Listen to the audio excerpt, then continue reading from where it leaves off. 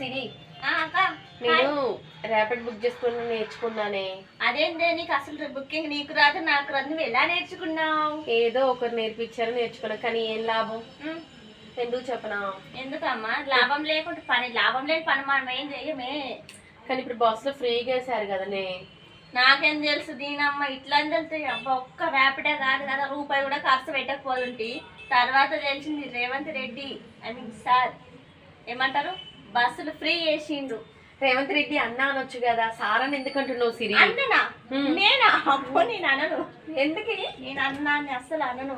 మీ ఇండస్ట్రీలో ప్రతి ఒక్కరు అన్న అని పిలవనంటున్నారంటే, మొన్న కూడా అంతే వేరే సీరియల్కి వెళ్తే వాళ్ళు కూడా రేవంత్ రెడ్డి అన్న బస్సు ఫ్రీ చేసినట్టే అన్ననా ఆయన అన్న అని పిలవద్దు అని అంటున్నారు.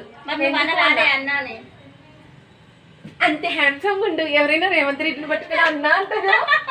చెప్పు, ఒక్క సెల్ఫీ ఇస్తే చాలు నీ అమ్మ దునియా మొత్తం ఎంజాయ్ చేయొచ్చు అనుకుంటా. నేనైతే సోషల్ మీడియాలో మొత్తం పెట్టేస్తా.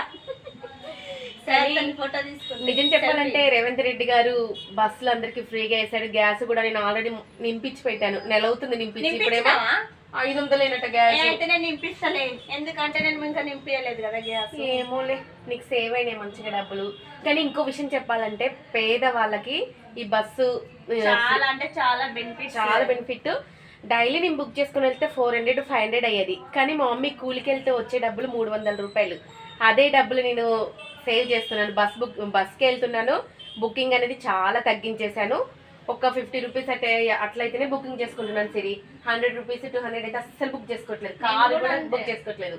ఎందుకని చెప్పినా, అదే మా మమ్మీ కూలికి వెళ్తుంది 300 రూపాయలు చెప్తున్నా, కూలి 200 300 ఇస్తున్నారు. అదే మనం బుక్ చేసుకునే డబ్బులు మా మమ్మీకే ఇస్తే హాయిగా మా మమ్మీ ఇంట్లోనే తిని కూర్చుంటది, నా కూతురు ఇస్తుందనే పేరైనా ఉంటుంది అనుకొని నేను ఆలోచించుకున్నాను. నిజం చెప్పాలంటే రేవంత్ రెడ్డి సార్కి హాయ్ చెప్పాలి, థ్యాంక్ యూ చెప్పాలి. థ్యాంక్ యూ చెప్పాలి సార్, మీరైతే చాలా మందికి చాలా అంటే చాలా హెల్ప్ చేశారు. 2 చేతులు అయితే దండం కూడా పెట్టాలి. అదేంటి ఒక చేతి ఫోన్ పట్టుకున్నావు కదక్క, పెడదాం ఇలా పెట్టు, ఇట్లా పెడితే ఏమైతే దోస్తాను. ఓకే రేవంత్ రెడ్డి గారు చాలా అందరికి ఇలా హెల్ప్ చేస్తున్నారు, మీరు థ్యాంక్స్ చెప్పాలి. ఇలాగే మీరు ఇంకా ఇంకా చేయాలి, మళ్ళీ కూడా మీరే గెలవాలని కోరుకుంటున్నాను. మీరు చేసే మంచి పనులు, మీరు ఎంత అందంగా ఉన్నారో మీ పనులు కూడా అంత అందంగా చక్కగా చేస్తున్నారు. చాలా హ్యాపీ అసలు. నిజం చెప్పాలంటే ప్రతి ఒక్కరూ మీ గురించే బస్సులో మాట్లాడుకుంటున్నారు, ఎవరు చూసినా రేవంత్ రెడ్డి గారి గురించే మాట్లాడుకుంటున్నారు. ఓకే అండి, థ్యాంక్ యూ. నిజం చెప్పాలంటే మా ఇండస్ట్రీలో కూడా ఎవరు కూడా మిమ్మల్ని అన్న అని పిలుస్తానికి ఎవరు ఇష్టపడట్లేదు, ఎందుకో కానీ తెలియదు. అంత హ్యాండ్సమ్గా అంత అందంగా ఉన్నారు, మీ పనులు కూడా అంత అందంగా చకచకా చేసేస్తున్నారు. కాబట్టి చాలా థ్యాంక్స్, బాయ్.